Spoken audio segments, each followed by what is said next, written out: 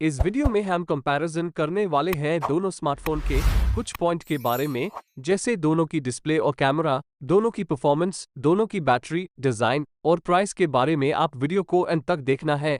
अगर वीडियो अच्छी लगे तो वीडियो को लाइक कर देना और चैनल को सब्सक्राइब कर लेना।